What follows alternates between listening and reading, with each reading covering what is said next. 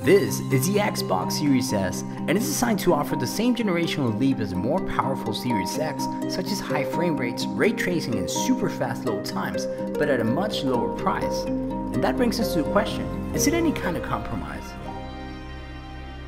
Hey, what's up everyone, my name is Fedde and welcome back to another video, and today I'm going to tell you why the Xbox Series S might be the best value console of all time. Let me start by saying that every good thing I say about the Xbox Series S on this review is amplified by how low the price is. A good gaming experience shouldn't only be for those who pay more. So let's get to the point. When you open the box, you'll be taken aback by the size of the console. It's tiny compared with the Series X, but also with the Xbox One S. The design is quite conventional, and the dual-tone color scheme ensures that the Series S can blend easily into any background. And to me, this is the only new console that feels right in both horizontal and vertical orientation. The Xbox Series S is next generation, but with one big drawback. It isn't a 4K games console, which will undoubtedly rule out some potential buyers. But the Series S is about more than just resolution. It's about features and performance benefits, and it's designed to offer the latest but not necessarily the greatest technology at a more accessible price, which makes this one of the most exciting consoles ever released.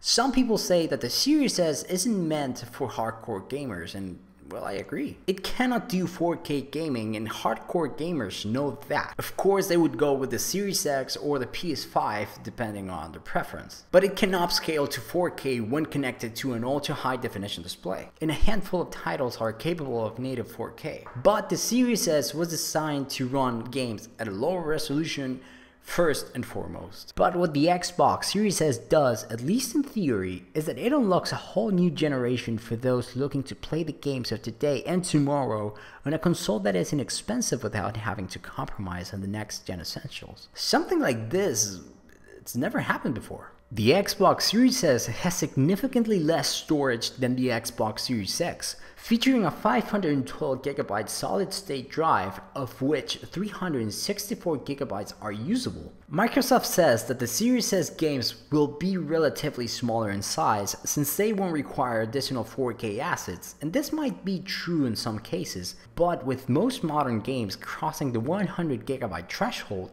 364GB of storage might be a deal breaker. It's also a digital only device, so if you have amassed a large library of physical games over the years, this alone might be a deal breaker. These cutbacks might be too much for some users to stomach, but it makes the Xbox Series S a much smaller and cheaper device. Crucially, it's still capable of playing the next generation games well enough, and it's a terrific entry point into the Xbox ecosystem. And that alone makes it well worth buying. But despite its dialed down approach, the Series S can pull off most of the Series X tricks. Bearing the resolution, the Series S can, in theory, match the Series X in pretty much every way. It's incredible how Microsoft has been able to cram all that power inside a console that it's so small. It is 60% smaller than the Series X. And all of this without messing up the terminals. The Series S runs whisper quiet and barely loses a sweat even on extended usage. So far, my impressions have been mostly positive, and the one thing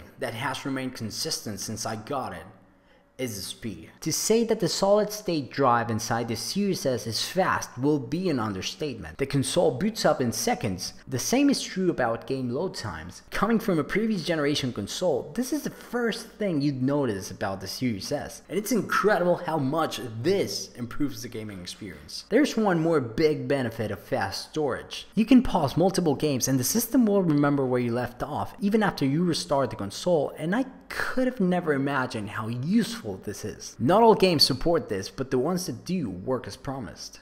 I think that we are still months or even years away of seeing the Series S full potential since there are just a few optimized games. There is so much potential here, and I'm truly excited about the future of this generation. Speaking of games, the Xbox Game Pass is an incredible service, especially for casual gamers and people who like playing many new games at once. This game subscription service is just insane value for the money, and it keeps getting better and better over time. Is it worth it? Is it worth it? Yeah. Yes, of course it's worth it. Microsoft has been really smart about the Xbox Series S, and the price tag alone is enough to give it some serious consideration. However, if true 4K gaming really matters to you, or you like keeping a big library of games installed at all times, or you have a large physical game library, or you just simply want the next generation experience with no compromises, this is not for you. But to think that it shares core hardware with the much more expensive Series X, and it can pull through nearly every Series X trick for $299, that is incredible. From a pure technological point of view, the Series S can be considered an engineering marvel. This is a full-blown next generation console of a different kind maybe, but it's still very powerful. It's super fast, it's portable, it's whisper quiet, and it provides full access to the Xbox ecosystem.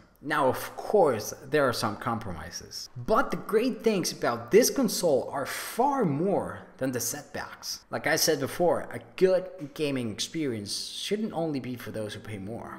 And on that note, it's time for me to go. I really hope that you guys enjoyed this video.